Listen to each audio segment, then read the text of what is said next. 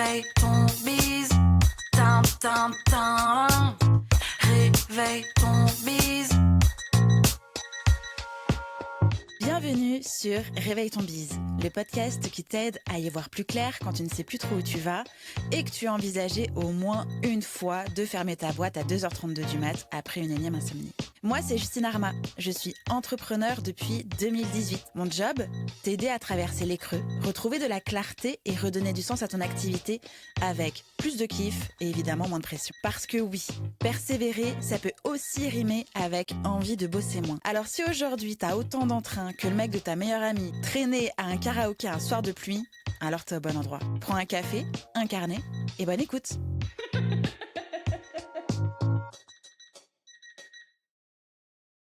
Bonjour Justine, Comment tu vas ?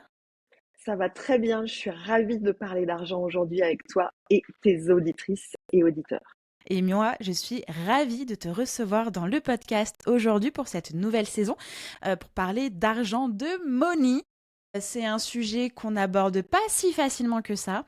Et donc, je suis ravie de t'avoir devant mes yeux, dans mes oreilles, derrière ton micro, pour pouvoir du coup parler de ça, partager toutes tes compétences, tes connaissances et tes meilleurs conseils à nos éditeurs et auditrices. Mais avant d'entrer dans le vif du sujet, est-ce que tu peux te présenter, s'il te plaît ? Moi, je suis carrière et business coach pour les femmes, spécialiste de la relation à l'argent.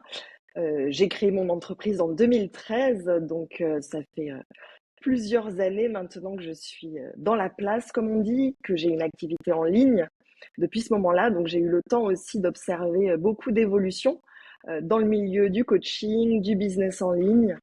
Et on peut dire que j'ai une approche holistique, intégrative, qui travaille aussi bien le mindset, les émotions, l'intériorité que la stratégie, la posture ou le marketing ou l'image de marque. Bien, mais quel pitch parfait, tu as vraiment fait ça toute ta vie, hein. Alors, on va mettre les pieds dans le J'ai de plat. l'entraînement depuis tout Tu ce as de temps. l'entraînement ? Ouais, ok. On va mettre les pieds dans le plat et on va aller dans le pratico-pratique, le plus neutre d'abord avant d'entrer dans le deep. De base, qu'est-ce que c'est que l'argent et à quoi ça sert ? Alors l'argent, c'est vrai que c'est une super question en guise de démarrage parce qu'on a oublié les fonctions premières de l'argent. On, on peut tout de suite se dire j'ai peur de demander de l'argent à mes clients. Enfin, on peut vite partir dans l'irrationnel, alors que il faudrait commencer par se rappeler que essentiellement l'argent c'est un instrument de mesure de valeur. Donc grâce à l'unité argent, on peut euh, oublier le troc, oublier d'échanger une poule contre 3 chevaux si on n'a pas l'un ou l'autre. Et les hommes ont créé l'argent pour pouvoir standardiser, mesurer et évaluer. Première chose, instrument de mesure de valeur. Et puis, monnaie d'échange pour remplacer le troc. Grâce à cet instrument de valeur, on peut échanger, acheter, vendre et faire circuler l'argent. Donc l'argent, c'est rien d'autre que ça. Et j'irai même plus loin, c'est rien d'autre que des billets, des pièces ou des bits 010101 encodés sur un ordinateur. Ok. Est-ce que ça veut dire que potentiellement on pourrait s'en passer ou pas du tout ? On s'en est passé puisque ça n'a pas toujours existé. Dans certaines sociétés, même encore aujourd'hui, il n'y en a plus. Il y a certaines personnes qui aimeraient qu'on puisse s'en passer. Il y a des initiatives diverses et variées, alternatives, qui essayent de fonctionner sans. Je suis pas économiste, j'ai pas la prétention d'avoir étudié tous les tenants et aboutissants pour donner une réponse définitive au sujet. Moi, je considère personnellement que c'est quand même très pratique et que ce serait fort dommage de s'en passer. Comme tu l'as dit, il y a certaines personnes qui aimeraient s'en passer, qui pourraient envisager la vie sans argent, mais est-ce que ça sous-entend potentiellement que l'argent, c'est mal et c'est mal de vouloir en faire finalement ? Non, pas du tout. Et on arrive dans la partie que je trouve moi très intéressante avec l'argent, c'est-à-dire que on a oublié que l'argent, c'est un instrument de mesure, une monnaie d'échange. C'est un sujet tabou dans notre société, dans beaucoup de sociétés d'ailleurs, mais dans notre société, c'est un sujet tabou. Ce qui fait qu'on n'en parle pas, on en parle peu, ou alors quand on en parle, c'est pas souvent très bien fait. c'est Et au touchy. final, qu'est-ce que ça produit? C'est ça. Eh bien, ça fait que on colle tout et n'importe quoi sur l'argent. Comme un peu si c'était un écran de cinéma sur lequel chacun va projeter un film différent. Et donc, il y a des personnes pour qui l'argent, c'est devenu synonyme du mal. Par exemple, de l'injustice, de la cause des problèmes dans le monde. Donc, il y a des personnes pour qui l'argent, c'est vraiment ça. Mais l'argent, c'est pas ça, c'est neutre, c'est inanimé, hein, c'est vraiment un outil d'échange. Donc, l'argent n'a pas le pouvoir de créer les problèmes dans le monde, de créer l'injustice ou de créer le mal. Ce sont les êtres humains qui manipulent l'argent qui ont ce pouvoir-là, mais pas l'argent en lui-même. Donc, il n'y a aucune raison de se dire que l'argent c'est mal et de ne pas vouloir en gagner, encore moins quand on est à son compte, quand on est entrepreneur, chef d'entreprise. On a intérêt de s'être suffisamment réconcilié avec l'argent pour ne pas croire que c'est mal, que c'est injuste ou que sais-je, parce que sinon, on va avoir de grandes difficultés pour pouvoir gagner de l'argent avec notre entreprise, au risque de faire faillite, de ne pas pouvoir la continuer, alors que on avait très envie de monter cette entreprise, qu'on avait très envie de dire des choses, d'avoir de l'impact. Mais comme la relation à l'argent était dysfonctionnelle, eh bien, on n'a pas réussi à prospérer. Et donc, ça engendre beaucoup de frustration, de tristesse, de déception. Et on n'est pas dans un cercle vertueux. Totalement d'accord avec toi et surtout avec le principe de on a oublié que l'argent était neutre parce qu'à la fois on peut mal le percevoir mais on peut aussi penser que c'est la clé qui va résoudre l'entièreté des difficultés que l'on pourrait rencontrer dans sa vie pro ou perso. On oublie que c'est un outil, que c'est un moyen. Et finalement, eh bien, c'est ce que on est un peu en train d'arriver sur le sujet. On va parler des croyances, des émotions. Mais d'abord, j'aimerais qu'on revoie un petit peu à quel point c'est crucial pour une entrepreneuse, un entrepreneur, mais il y a majoritairement des femmes qui nous écoutent aujourd'hui, de pouvoir travailler sa relation à l'argent. Et oui, parce que historiquement, on a des centaines d'années de retard que les hommes par rapport à la relation à l'argent. Donc notre rapport en tant que femme, notre rapport à l'argent est différent de celui des hommes, parce que pendant des siècles, et la société était construite comme ça et c'était complètement OK, c'était les hommes qui rapportaient l'argent dans le foyer et les femmes s'occupaient du foyer, géraient l'argent rapporté par les messieurs, mais ça n'était pas à elles de s'en occuper.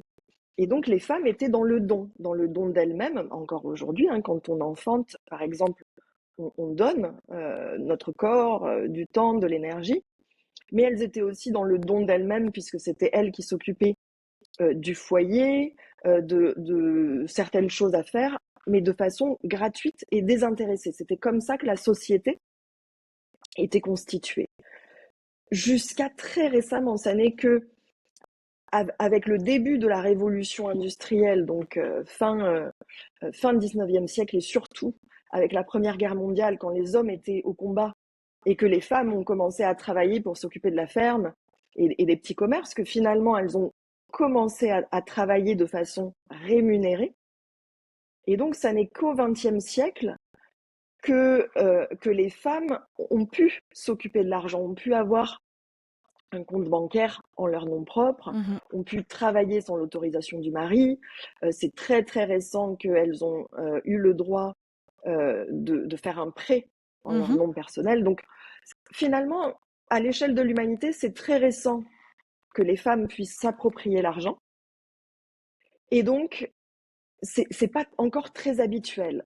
Et les chiffres le montrent aussi, il y a des inégalités en termes d'argent, de gains d'argent hommes-femmes, depuis la naissance jusqu'à la mort. Parce que les études qui ont été faites par rapport à l'argent de poche que les enfants ou les adolescents reçoivent, Les enfants et adolescents garçons en reçoivent plus que les filles, Ok, dès, dès l'argent de poche. c'est fou.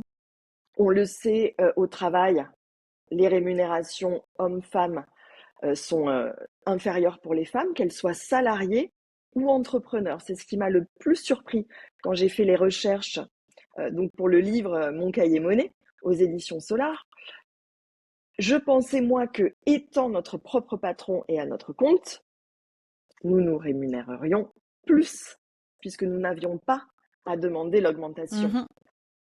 Que nenni! Les chiffres, là aussi, montrent un écart énorme. Si on prend les auto-entrepreneurs, micro-entrepreneurs depuis, il y a un revenu inférieur de 18,9% à celui des hommes. Donc on va dire 20% d'écart. C'est énorme. Et si on est travailleur non salarié, mais pas micro-entreprise, donc gérant de SARL, SAS ou autre statut, l'écart est identique. On est à peu près à 20% aussi, mais les micro-entrepreneurs ont un revenu annuel moyen très faible. On est à moins de 10 000 euros par an, très faible. Et la différence, c'est que avec les changements de statut, le revenu est quand même supérieur. On est aux environs de 35-39 000 euros par an. Mais l'écart de 20%, il reste qu'on soit en micro ou avec un autre statut. Et après, c'est un écart de rémunération. C'est pas terminé. S'il y a enfant, congé maternité, il y a arrêt, moins de cotisation. Pour peu que la femme demande un congé parental, pareil, moins de revenus, moins de cotisation, si bien qu'à la retraite, moins de retraite pour les femmes. Et comme elles investissent moins que les hommes, investissement immobilier, investissement financier, il y a moins de revenus issus des investissements. Donc, du début de la naissance presque à la mort, actuellement, il y a encore des écarts. Plus les femmes seront éduquées et décomplexées au sujet de l'argent, plus l'écart se réduira. C'est pas encore le cas, mais c'est en bonne voie et c'est pour ça que j'ai écrit le livre et c'est pour ça que j'adore accompagner les femmes sur leur relation à l'argent. Il faut quand même rappeler que cet accès, entre guillemets, à l'argent, c'est à peine 60 ans, vraiment. Il me semble que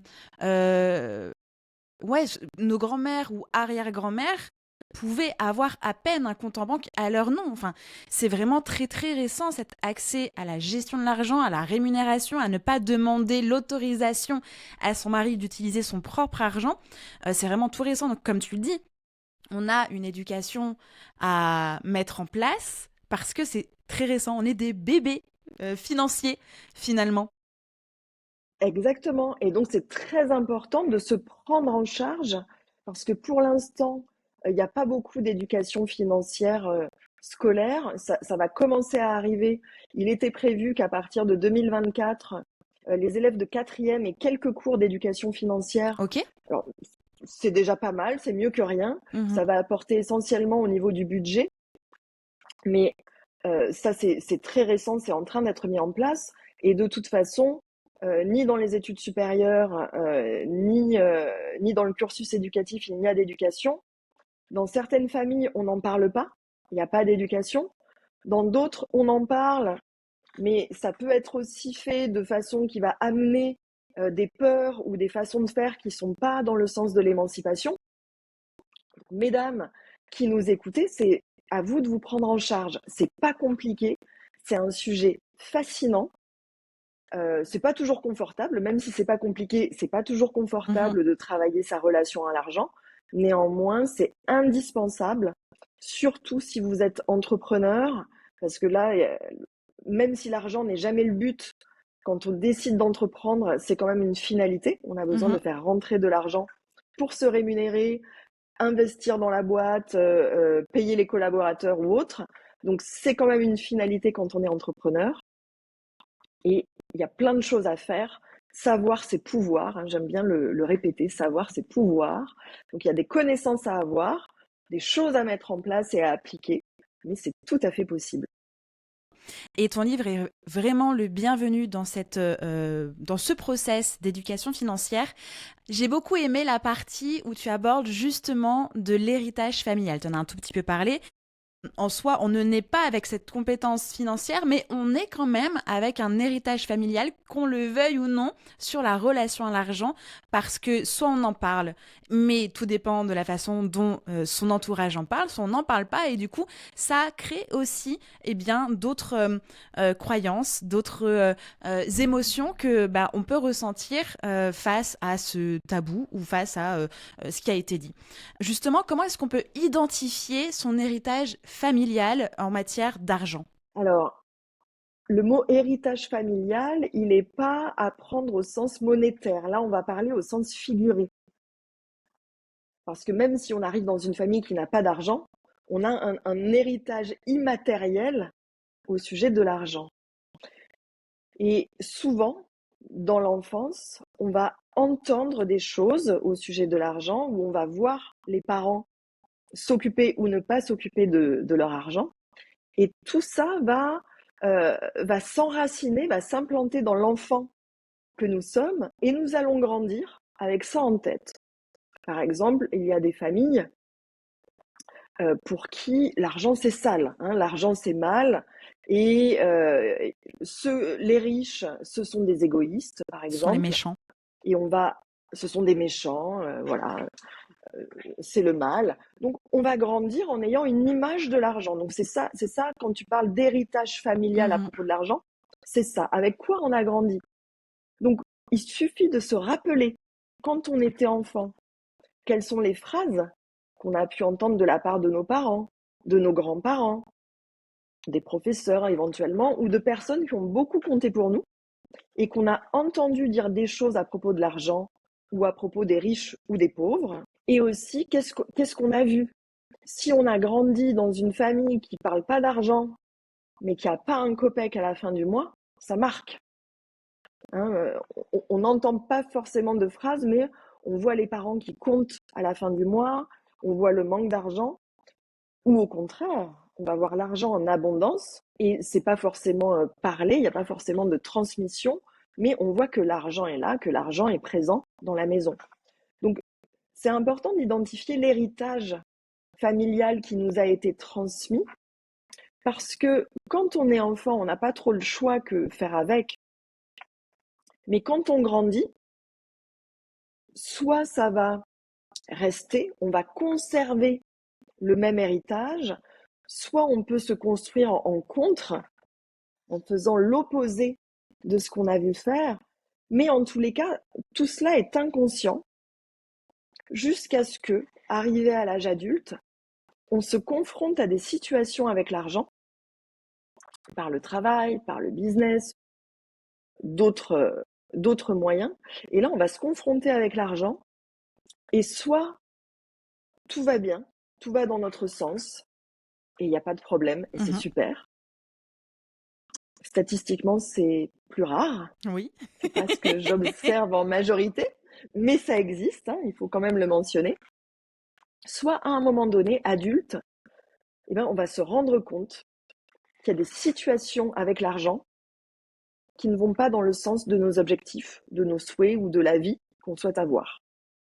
Et c'est là où c'est important de prendre un temps de recul, éventuellement de se faire accompagner si c'est trop difficile tout seul, mais pour réviser cette histoire qui s'est implantée en nous inconsciemment, pouvoir prendre du recul et se dire, OK, qu'est-ce que je garde en termes d'héritage familial et qu'est-ce que j'ai besoin de transformer ou de quoi j'ai besoin de me défaire pour pouvoir avancer en tant qu'adulte sans boulet au pied qui m'empêchent, qui me retiennent ou qui me font travailler beaucoup trop pour peu de résultats pour que je puisse avancer vers, vers mes objectifs. Totalement d'accord avec toi et on voit bien qu'à travers cet héritage familial, il peut se passer des schémas, des fonctionnements qu'on ne conscientise pas véritablement, mais il y a aussi ce truc un petit peu sous-jacent et on parle de croyances limitantes justement. Quelles sont les croyances limitantes les plus courantes que tu observes, que tu as observées chez les femmes entrepreneuses? Qui je suis pour demander une prestation de X euros? Ah oui, ça Qui c'est je la base, suis c'est la pour? première. terrible. Et Totalement. ça peut arriver à tout stade. Alors, c'est très fréquent pour les entrepreneurs débutantes et qui se lancent, mais même des entrepreneurs qui sont là depuis des années peuvent continuer d'avoir cette difficulté dans leur tarification parce qu'elles se disent qui je suis pour demander autant d'argent. Sachant que dans la majorité des cas, elles se bradent, donc il n'y a même pas de sujet. Il faudrait relever tous les tarifs de 20% pour être sur un tarif à peu près standard. Même pas surélevé, mais standard. Donc, qui je suis pour, c'est une croyance très fréquente. Il y a l'autre croyance que les riches, c'est des égoïstes ou des cons ou des je sais pas quoi. Mais en gros, être riche, c'est mal. Pas pour toutes, mais c'est une croyance que j'entends beaucoup.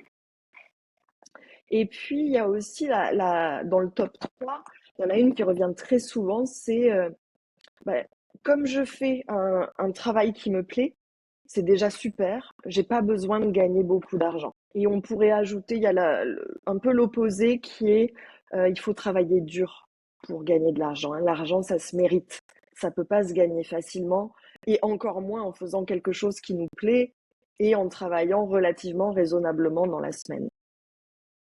Ok. Oui, elles me parlent toutes, parce qu'il y en a certaines que j'essaie de combattre, et d'autres parce qu'effectivement, sur les accompagnements aussi que j'ai avec mes clientes, il y a ces problématiques liées à l'argent. Comment est-ce qu'on identifie justement ces croyances limitantes et justement comment est-ce qu'on leur botte les fesses une bonne fois pour toutes si c'est possible? Les identifier, ça va demander de s'observer, de prendre un peu de distance avec soi-même. Et en gros, chaque fois que vous vous trouvez dans une situation avec l'argent qui ne va pas dans le bon sens, c'est là qu'il y a besoin de s'observer parce que vous allez entendre une phrase qui se répète en boucle dans votre tête et cette phrase, c'est souvent la même. Donc, il suffit de voir dans les situations en lien avec l'argent, par exemple, si vous devez envoyer un devis à un client ou si c'est le moment d'afficher vos tarifs lors d'une discussion avec un prospect, si c'est le moment de parler d'argent avec un prestataire. Donc, dans les moments en lien avec l'argent où vous vous sentez en difficulté, inconfortable, ou que ça ne se passe pas comme vous voulez, c'est là qu'il faut vous observer et écouter quel est votre discours interne, parce que souvent, c'est là qu'on va entendre « Non, mais de toute façon, je suis pas assez formée, je suis pas assez compétente, je suis pas assez légitime pour demander tant. » Donc ça, voilà, écoutez la phrase, ça vous permet d'identifier la croyance. Ensuite, il est possible de ramollir une croyance. Il est aussi possible de faire disparaître une croyance. Là, il n'y a pas d'outil de baguette magique standard qui va marcher avec tous les coups, à tous les coups, pour chaque personne. Plusieurs outils sont possibles. Là, dans le cadre de l'épisode du podcast, c'est difficile pour moi de donner une manière de faire, mais ce par quoi on peut commencer une fois qu'on a identifié la croyance, toujours en prenant du recul, c'est se dire est-ce que c'est vraiment vrai ce truc-là que je crois? Est-ce que c'est vraiment vrai? Parce que par exemple, je suis pas assez légitime pour. Ok, on est entre adultes, on a toutes eu une vie professionnelle déjà passée, on a déjà eu des expériences, on a certainement des diplômes. Donc le coût de la légitimité, si on prend cet exemple, est-ce que c'est vraiment vrai? Peut-être pas, pas si sûr. Peut-être que j'ai quand même telle expérience, tel talent, telle formation. Donc c'est essayer de mettre un peu de rationalité pour commencer, pour peut-être ramollir la croyance, comme si on se constituait des preuves que cette croyance, elle n'est pas complètement vraie. Ça peut être un premier pas pour la ramollir. Bien sûr. C'est quelque chose que je fais moi-même parce que donc je suis dyscalculique et j'ai toujours entendu depuis le CE1, à partir du moment où il a fallu apprendre les tables de multiplication, que j'étais feignante ou que j'étais nulle avec les mathématiques, que j'étais nulle avec les chiffres et que donc potentiellement si je suis nulle avec les chiffres, dès lors qu'on parle de 1 euro, 2 euros, ça allait être très compliqué. D'autant plus qu'après, quand arrive le collège, le lycée, t'as des problèmes avec des chiffres, des lettres ou machin, t'as X% d'argent, etc., etc. Il y avait des problèmes avec de l'argent, ne serait-ce que dans des problèmes mathématiques, donc ça a nourri un peu mon potager de les chiffres, je suis nulle, l'argent, je vais jamais réussir Oui. à le compter, à le garder, à le dépenser, à le calculer, à le maîtriser. Jusqu'à ce que je me prenne vraiment plein dans la tête mon passage en société et une nouvelle gestion financière obligatoire, avec un suivi comptable obligatoire. Et je me souviens, je me suis retrouvée devant mon tableau de bord prévisionnel que je ne comprenais pas, mais il fallait faire. Et puis je voyais des trucs rouges et tout, j'étais là genre mais qu'est-ce que c'est que ça? Et dans la seconde, comme je ne comprenais pas dans ma tête les chiffres, je pensais que j'étais en train de couler ma boîte. Mais en fait, c'est parce que j'ai tellement entendu que comme je ne comprenais pas les chiffres, je ne pouvais pas comprendre l'argent, donc je ne pouvais pas piloter une entreprise. Il a fallu que je m'éduque avec ça et dès aujourd'hui, enfin dès ce moment-là jusqu'à aujourd'hui, dès lors que je sens que je commence un peu à perdre pied sur la gestion des finances ou l'oubli, parce que c'est ça aussi la dyscalculie, c'est oublier ce qui se passe sur les comptes, oublier, enfin, donc je dois vraiment border ma gestion financière parce que j'oublie, comme ça n'a pas de sens réellement dans mon cerveau, je considère que c'est pas important de se souvenir de ça. Donc j'ai un système financier avec une gestion multi-compte, un prévisionnel, je suis tout, etc. Enfin, voilà, ça prend du temps dans ma semaine, mais c'est obligatoire pour ma santé mentale et la santé de mon entreprise. Et donc, il a fallu que je m'éduque avec ça et que j'apprenne à trouver mes propres systèmes pour pouvoir gérer l'argent de ma boîte et du coup, gérer mon argent personnel. Parce que du coup, quand tu passes en société, c'est plus ton argent perso qui est mélangé avec le pro de la micro-entreprise, tout ça. Il y a quand même une entité et sa vie personnelle. Mais tout ça pour dire que comme j'ai appris très tardivement que j'étais dyscalculique, j'ai grandi avec cette croyance que je suis nulle en maths, donc je suis feignante déjà de base. Je suis nulle en maths, donc je ne sais pas comprendre les chiffres. Je ne pourrai jamais comprendre mes chiffres. Et en fait, finalement, comme tu l'as dit au tout début de cet épisode, c'est une éducation déjà de base et surtout trouver des choses neutres, tangibles. Tu vois, si j'ai pas mon tableau devant les yeux, je peux pas prendre de décision parce que je ne sais pas sur quoi m'appuyer et que là peut se passer tout ce que j'ai eu avant. Non, je sais pas gérer l'argent. Non, je ne sais pas le comprendre. Non, tu vois ce que je veux dire. Et donc, aux personnes qui nous entendent aujourd'hui, l'idée c'est de trouver ses propres systèmes, post-it, tableau de bord, notifications, gestion bancaire, comme vous voulez, pour pouvoir vous appuyer dès lors que vous sentez que commencez un peu à perdre pied, à entendre cette voix un peu interne de cette croyance, de ce truc qui vous bloque dans la prise de décision ou qui vous inciterait à prendre des risques irraisonnables, appuyez-vous sur des choses très rationnelles, des choses où il n'y a plus d'émotion, il n'y a que du concret. Excellent. Merci beaucoup pour cet exemple, parce que ça montre qu'il n'y a pas de fatalité avec l'argent. Je le répète à chaque fois, il n'y a pas de fatalité avec l'argent. Quelle que soit la situation de laquelle vous partez, dès lors que vous avez envie de travailler votre relation à l'argent pour la faire évoluer vers le meilleur, vous pouvez faire des miracles. Vraiment. Vous pouvez aller bien au-delà de ce que vous imaginez. Mhm. Et sortir de l'émotionnel, revenir à la raison est très important. Parce que les croyances font partie du paysage. Notre système mental, cognitif, est fait de croyances. Donc, de toute façon, nous percevons la réalité non pas telle qu'elle est, mais en fonction de nos filtres qui sont des croyances. Mhm. Donc, il faut bien se rendre compte que de toute façon, nous ne fonctionnons qu'avec des croyances. Certaines sont utiles, certaines sont aidantes, et c'est super. C'est pas la réalité, mais c'est des croyances qui nous aident, donc faut les garder. En revanche, quand on identifie des croyances qu'on appelle limitantes, qui nous empêchent de nous déployer, là, il faut leur faire la peau. Parce que les croyances, elles induisent qu'on va se raconter des histoires, toujours les mêmes histoires, et souvent Bien des sûr. histoires de merde. Désolée de parler de cette façon-là. Tu as le droit. Mais ce sont des histoires qui n'existent pas. Et donc, c'est un super réflexe d'avoir. Tu disais, tant que j'ai pas de tableau de bord, je prends pas de décision financière. Je me mets des post-it. J'ai trouvé tel et tel stratagème. C'est parfait.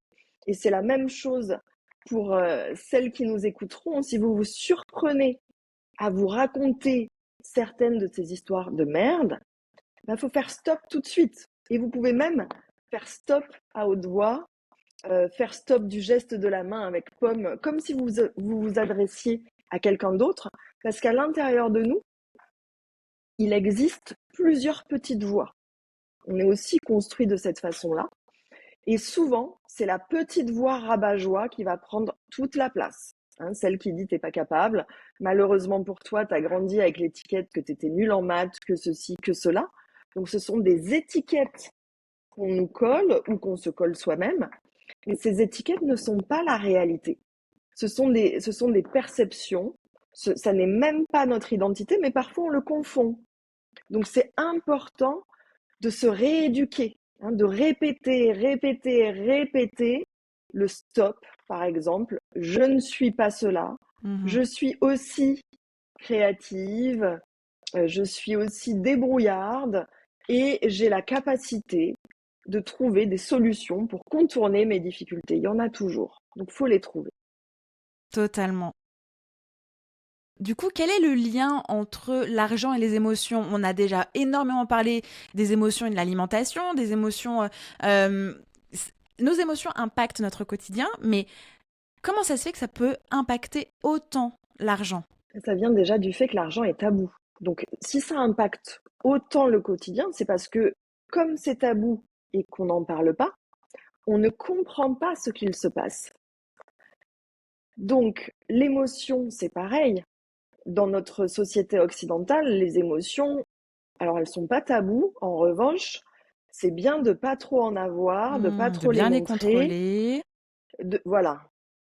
Donc, dans les deux cas, émotion et argent, on les met de côté.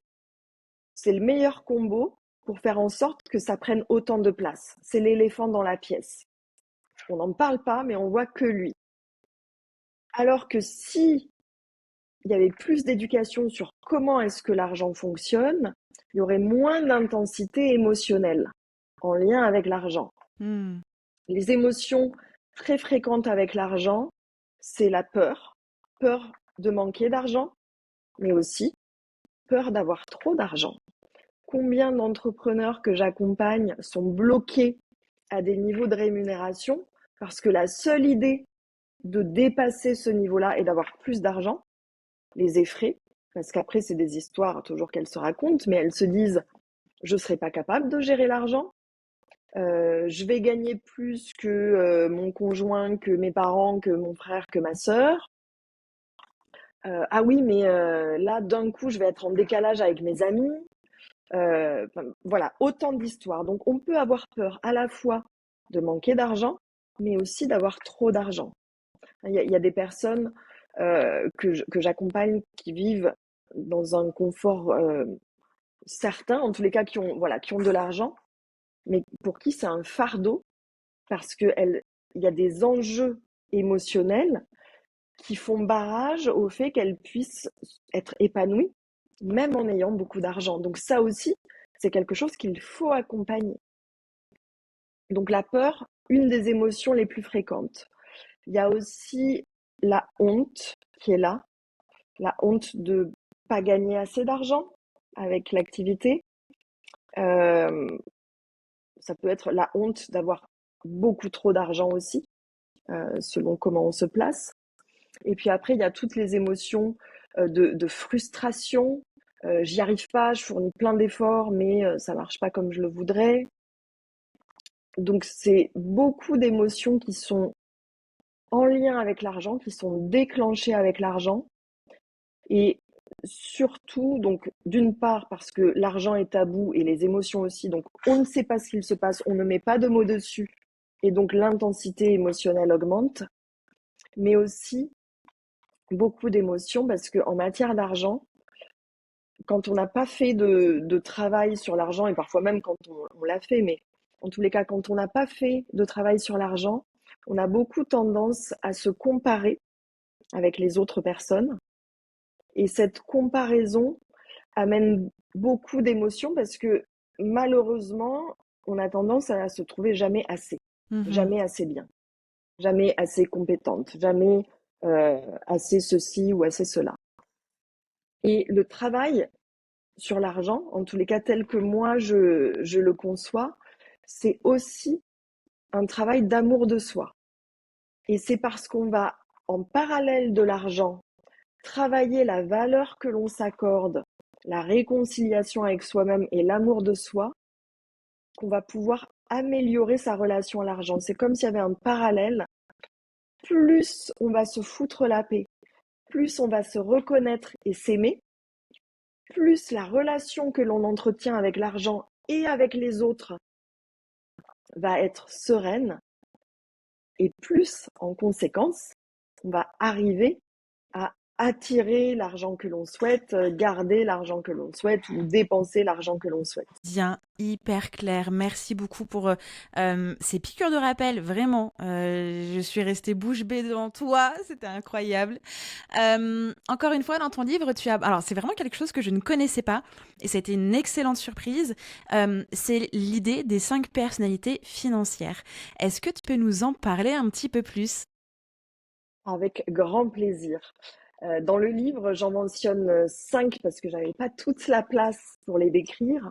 Moi, dans mon système, je travaille avec les archétypes financiers. Il y en a 8 en tout. L'idée, c'est de travailler grâce aux archétypes, de découvrir quel est son profil de personnalité avec l'argent. Parce qu'on a tous des façons de se comporter avec l'argent. Et ce profil de personnalité, je trouve que c'est une porte d'entrée super pour démarrer le travail de la relation avec l'argent. Parce que dans chaque profil de personnalité, il y a des talents pour faire de l'argent, il y a des choses à éviter dans la relation à l'argent. Mais ce qui est super, c'est qu'il n'y a pas de meilleur profil que l'autre. Il n'y en a pas un qui est doué pour faire de l'argent et pas les autres. On est vraiment dans simplement tel que tu es, ça suffit, c'est super.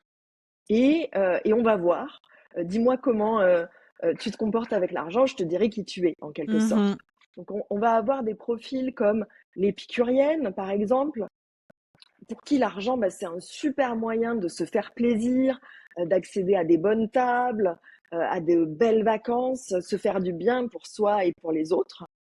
Donc, il y a une relation de plaisir avec l'argent, par exemple, mais dans les zones d'ombre, puisqu'il y a toujours aussi des zones d'ombre, eh bien, il faut veiller à ne pas dépenser plus que ce qui est possible, Bien sûr. par exemple, de ne pas avoir la folie des grandeurs. Un archétype opposé à l'épicurienne, ce serait par exemple celui de l'accumulatrice, un peu l'écureuil.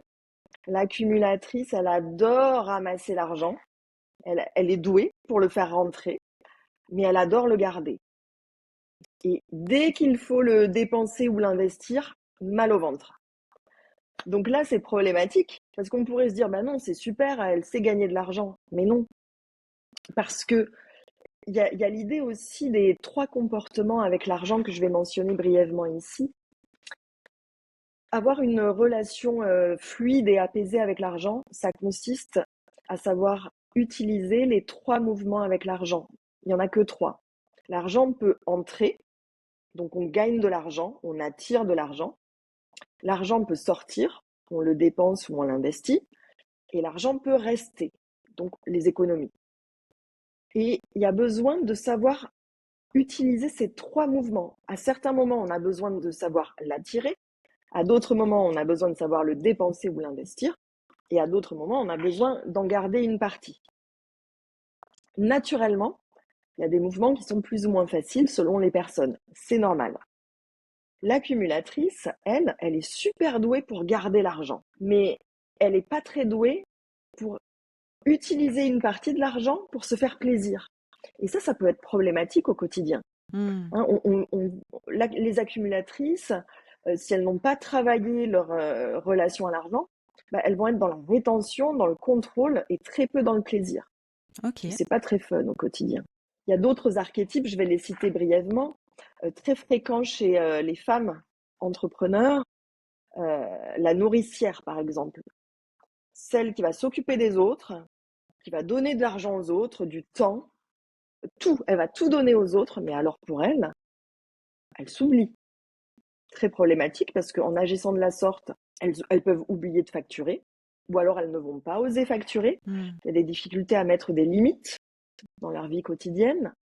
Et leur grande générosité et leur altruisme, elle va faire que ça va se retourner contre elles parce qu'elles sont généreuses pour tout le monde, mais pas pour elles-mêmes. Par exemple, il y a les connectrices.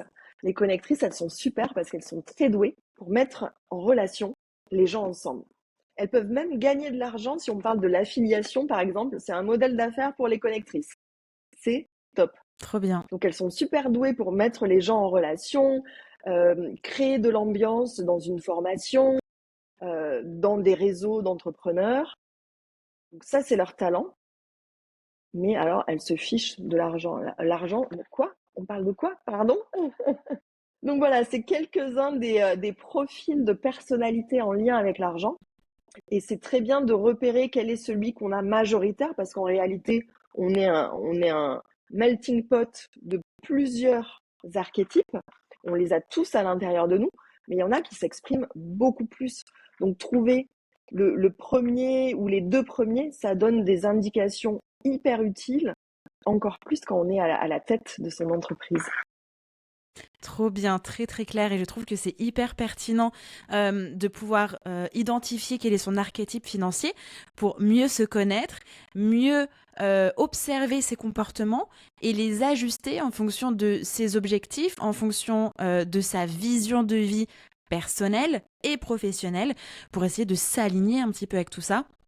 Et puis, encore une fois, si on reparle des émotions et des croyances limitantes, dès lors qu'on a réussi à identifier qui nous sommes concrètement et réellement, bah, du coup, on peut botter les fesses à qui de droit, notamment des croyances qui sont beaucoup trop limitantes dans son quotidien. Je pense que tu as beaucoup eu affaire à ce genre de problématique. Mais il y a beaucoup de femmes entrepreneuses qui n'arrivent pas, j'utilise vraiment le mot qui n'arrivent pas, qui ne réussissent pas ou qui hésitent tout simplement à se rémunérer correctement via leur entreprise et surtout à avoir tendance en fait à réinvestir l'argent dans l'entreprise sans pour autant le faire sortir pour elles. Donc du coup au détriment de leur confort de vie, au détriment de leur liberté, au détriment de leur confort personnel tout simplement. Quels sont les conseils que tu pourrais là nous partager parce que c'est quand même assez fréquent? Oui, c'est fréquent et c'est malheureux. Donc le premier conseil, c'est d'entendre que ça n'est pas normal, que c'est pas comme ça qu'il faut faire, que c'est pas une gestion éclairée d'une entreprise. Une entreprise doit être rentable, certes, mais cette rentabilité, elle va servir à deux choses. D'une part, vous rémunérer. Donc ça doit devenir votre objectif numéro un, même si vous commencez avec une rémunération peut-être un peu plus basse, c'est pas grave. Prenez l'habitude de chaque mois vous rémunérer.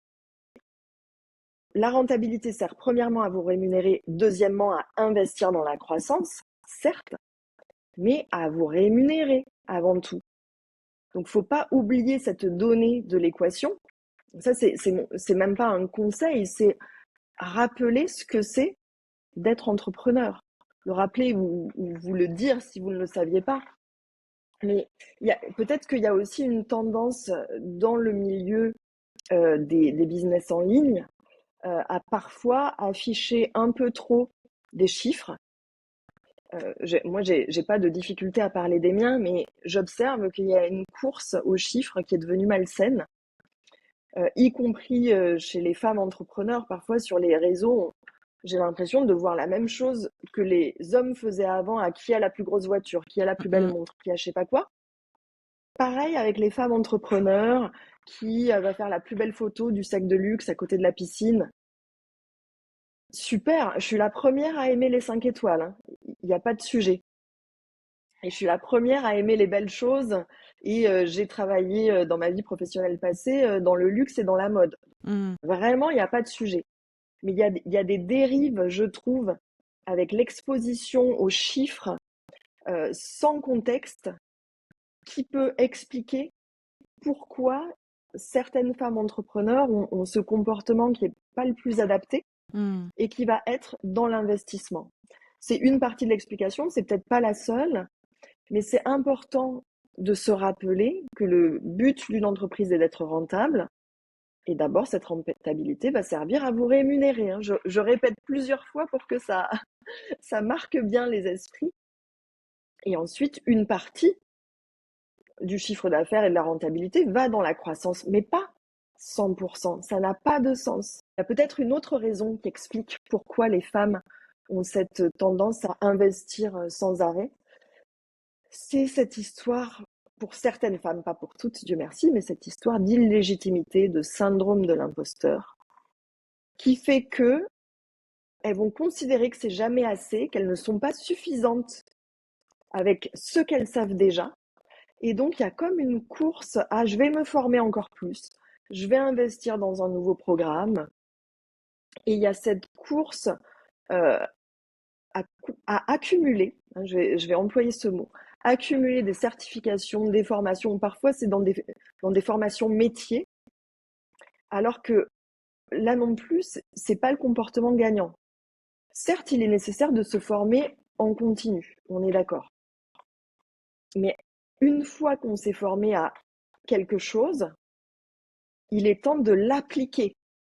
Parce que c'est en l'appliquant dans l'entreprise qu'on va pouvoir avoir le retour sur investissement qui est censé aller avec tout investissement. Si c'est la première fois que vous entendez ça, je prends 2 secondes pour expliquer le concept. Un investissement, c'est comme des graines d'argent que vous plantez quelque part.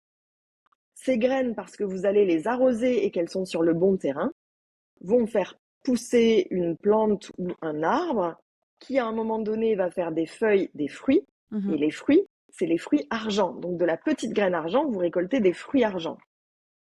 Dans l'investissement, c'est la même chose. Vous avez investi de l'argent dans une formation, par exemple. Cette formation doit vous amener du retour sur investissement. Si vous ne prenez pas le temps d'appliquer les enseignements que vous avez reçus dans la formation ou dans le coaching, vous n'aurez pas de retour sur investissement. Donc, vous perdez de l'argent.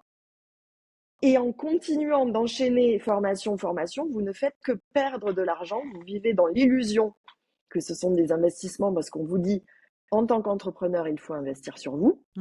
Oui, c'est vrai. Mais il faut appliquer pour avoir le retour sur investissement. Et tant que vous n'avez pas eu le retour sur investissement, n'allez pas chercher une autre formation. Sinon, vous perdez de l'argent sans le savoir. Mais merci pour cette piqûre de rappel, vraiment.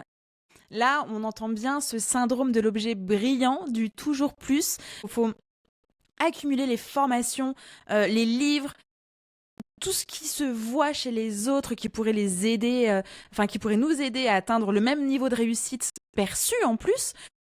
Si on ne prend pas le temps d'appliquer la méthode, le conseil, l'apprentissage, il ne se passera rien. Donc en fait, on dépense de l'argent, mais pour pouvoir le récupérer, il faut dépenser du temps, en fait, finalement. C'est pas juste parce qu'on a acheté quelque chose que forcément ça va fonctionner si on ne l'applique pas. Sinon, dans ce cas-là, s'il y a un peu de magie dans l'histoire, dites-le nous parce que ce serait cool de le savoir. Ton livre est absolument extraordinaire. J'aimerais qu'on puisse en parler encore pendant des heures et des heures. Mais vraiment, on peut à la fois apprendre à gérer son budget. Tu permets en fait à la fois d'identifier nos fonctionnements, qui nous sommes, comment est-ce qu'on peut améliorer nos fonctionnements, comment est-ce qu'on met en place un budget, comment est-ce qu'on regarde l'argent, comment est-ce qu'on regarde ces chiffres en fait, et comme tu l'as dit en tout début d'épisode, ce n'est ni plus ni moins que un système métrique qui nous permet en fait d'échanger les choses. Je le montre quand même ici pour les personnes qui vont nous regarder sur YouTube directement. Ce livre est top, c'est mon cahier monnaie. Et si vous avez déjà identifié qui vous êtes, juste en écoutant cet épisode et que vous allez être rendu compte que y a des croyances qui sont un petit peu sous le tapis et qui mériteraient genre juste qu'on leur botte les fesses. Vraiment, ce livre, il est excellent. À l'heure où on enregistre cet épisode, c'est avant l'été. Moi, j'ai carrément prévu pendant ma semaine de vacances de me mettre dedans et de faire de A à Z tout ce que tu mets à l'intérieur. Parce que comme tu l'as dit, encore une fois, c'est bien d'avoir les choses, mais si on n'applique pas la méthode, les conseils et l'apprentissage, ça ne sert à rien. Avant de clôturer cet épisode de podcast ô combien intéressant, et en plus c'est vraiment agréable de t'avoir devant moi, Où est-ce que nos auditeurs et auditrices peuvent te trouver pour avoir plus de conseils, pour être accompagnés, pour résoudre leurs problématiques financières, leurs relations à l'argent? Eh bien, vous pouvez me retrouver sur mon site internet www.marjorie-lombard.com pour le site internet où vous trouverez tous mes services. Je suis aussi sur LinkedIn et sur Instagram. Je n'y suis pas régulière parce que moi, dans ma stratégie et dans ma personnalité, c'est ce qui est bon pour moi, au contraire de toutes les recommandations qu'on entend parfois. Mais c'est aussi important que je le dise parce que si j'y suis réactive, je poste pas tout le temps, mais c'est normal. Ça correspond à ma stratégie, à ma personnalité. En revanche, j'ai toujours grand plaisir à échanger, à répondre. Et sur mon site ou bien sur les réseaux sociaux, vous pourrez aussi, si vous le souhaitez, vous abonner à la newsletter spéciale argent, où vous pourrez continuer de recevoir des enseignements pour vous aider dans cette transformation. Moi, j'aime bien dire que l'idée, c'est de transformer sa relation à l'argent pour en faire un outil, un moyen au service de ses projets de vie. Hein, être ami, suffisamment ami et en confiance avec l'argent pour qu'il devienne vraiment un outil d'émancipation, un outil de kiff et de plaisir. Et tu en parles très bien dans ton livre, notamment à comment faire la paix avec l'argent. Tu as dédié plusieurs lignes sur ce sujet-là. On va arrêter de tout découvrir ton livre, mais vraiment, il faut vraiment prendre conscience que c'est aussi un très bel outil que tu nous permets de découvrir. Merci pour ces précieux conseils. Avant de nous quitter, est-ce que tu as un dernier mot à nous partager, je sais pas, un tips, un mot, un truc qui va mettre la fin sur ce bel épisode de podcast? Je l'avais pas préparé celle-là. Je crois que j'ai envie que vous puissiez retenir cette idée de devenir ami avec l'argent, de l'aimer suffisamment pour que vous ayez envie qu'il fasse partie de votre entourage. Comme une bonne amie, une meilleure amie qu'on a envie d'inviter à la maison, que ça soit sur le canapé avec nous, avec laquelle on va passer plein de bons moments. L'argent, ça peut être ça. Ça peut vraiment être ça, quelle que soit votre situation aujourd'hui. C'est même l'idée vers laquelle tendre, parce qu'une fois qu'on est ami avec quelqu'un, on est toujours en contact avec cet ami. Et c'est quand même chouette, l'idée d'être en contact avec l'argent pour que justement, il nous aide à mettre en place tous les projets qu'on a envie de mettre en place par rapport à la vie qu'on souhaite avoir. Parfait. Merci beaucoup, Marjorie. Tu reviens évidemment quand tu veux. Pas la peine de sortir un nouveau livre pour revenir. Tu reviens vraiment quand tu veux. C'est un véritable plaisir. Encore une fois, tout le meilleur de tes liens sera en description de cet épisode. Tous nos auditeurs et auditrices pourront te rejoindre et bien se procurer ce merveilleux livre qui est aussi ajouté dans la description. Merci Marjorie et puis à très bientôt. Merci beaucoup Justine, c'était un plaisir pour moi. Bye bye.